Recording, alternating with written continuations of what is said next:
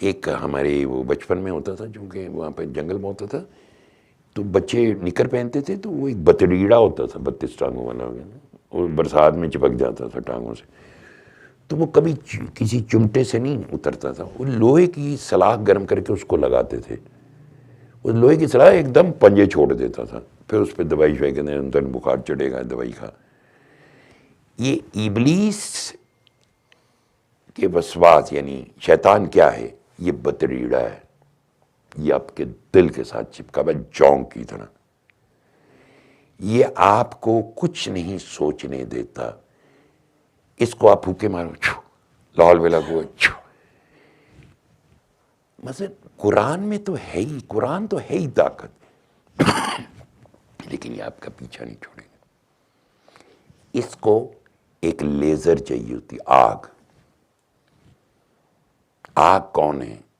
جلال، نگاہ مرد مومن، وہ جو اللہ کے دوست ہیں، جو اپنی صفت سے فانی ہیں، وہ جب آتے ہیں نا، وہ جب دیکھتے ہیں نا، تو ان کی نگاہ جو ہوتی ہے وہ اس لیزر کی طرح ہوتی ہے کہ بتڑیڑا جو ہے نا یہ اپنی ٹانگیں چھوڑنی شروع کر دیتا۔ آپ کو لگتا ہے جیسے آپ کی جو دنیا میں جو تڑپ تھی چیزوں کے لیے، وہ چیزیں آپ سے چھوٹ رہی ہیں، یعنی آپ کو خواہشات تھیں، آرزو میں تھیں،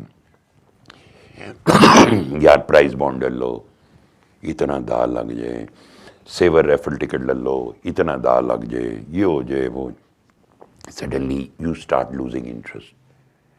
یہ تزکیہ نفس کا جو سفر ہے، یہ اسی طرح مثلا میرے لیے میری سطح پہ ہی ٹریننگ چاہیے نا، میرے لیے یہ تھوڑی تو پٹھا کھوج لٹکا دے انہوں، بس سزا تھوڑی دینی ہے انہوں نے۔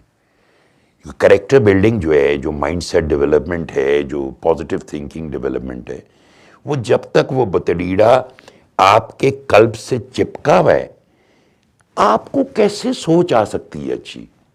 اس کو میں نے مختلف امام غزالی رحمۃ اللہ علیہ یا مولا علی نے بھی فرمایا کہ دھڑکن ایک پیالے کی طرح ہے، جس میں دنیا بھری ہوئی ہے، خواہشات بھری ہیں، اس میں اللہ کی بات سمجھ میں نہیں آ سکتی جب تک یہ دنیا خالی نہیں کرو گی۔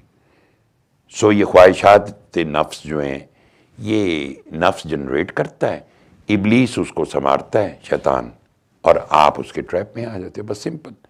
یہ جو نفس ہے، یہ صوفیہ یہ کہتے ہیں، بعض لوگ یہ کہتے ہیں کہ یہ جسم ہے، بعض لوگ کہتے ہیں جسم کی صفت ہے، جسم اس کی صفت ہے، بعض کہتے ہیں یہ خون ہے، بعض کچھ کہتے ہیں۔ بس ایک بات طے ہے، یہ منبع شر ہے، تمام ادن اور خسیس افعال کا منبع ہے، اس سے ہمیشہ برائی جنریٹ ہوتی ہے۔ یہ اللہ نے بنایا ہے، اللہ کے اس کے بنانے کا مقصود ہمیں ایک سفر پر لے جانا ہے۔ میں نے شروع میں کہا جسم اور روح، روح نور، روح کا نور، نور روح کیا ہے؟ نور۔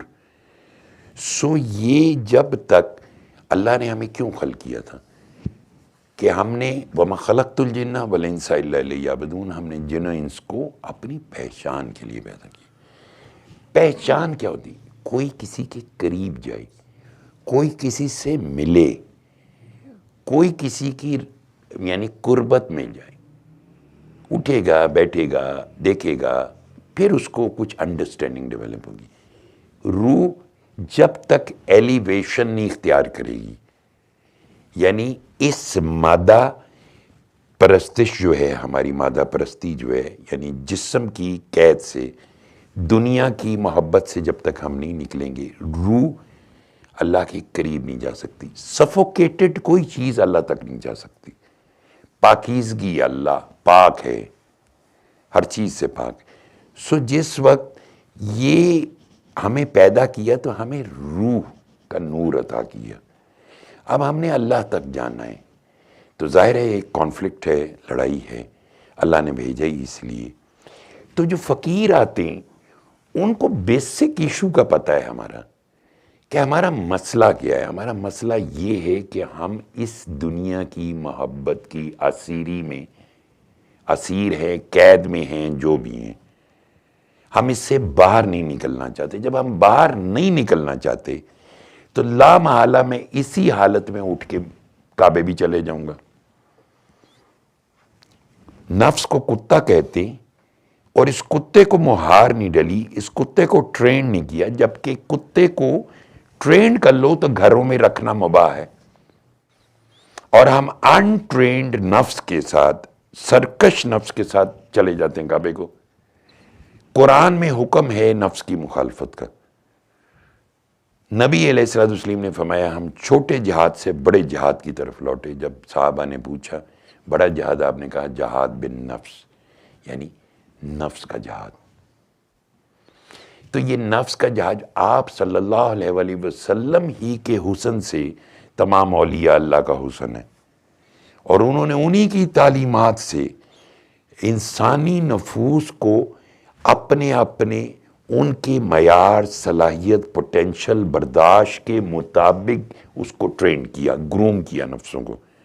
نفس مرتا نہیں ہے، اس کو تھوڑا سا ٹرین کرنا پڑتا ہے، یہ آپ کی بات سننے کا عادی ہو جائے، نہ کہ آپ اس کی بات سنتے رہیں۔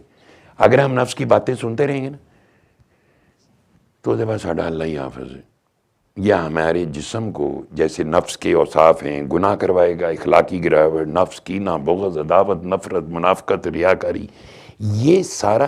حسد کے بارے میں حدیث آپ نے، حسد نیکیوں کو ایسے کھا جاتا ہے جیسے لکڑی، آگ لکڑی کو کھا جاتی، یہ ہمیں کھا رہے ہیں اندر سے۔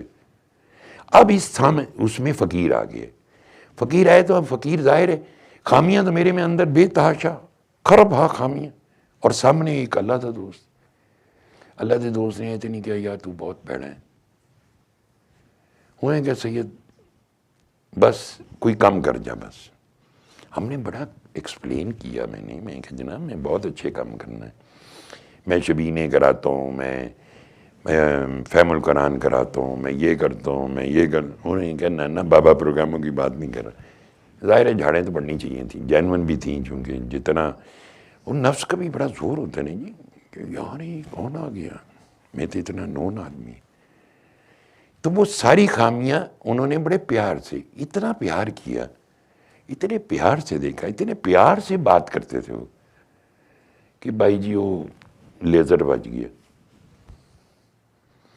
بتڑیڑا ہن پیر چھڑ رہا جی دل دے اتوں، اچھا ہر چیز کا خیال بھی آنا۔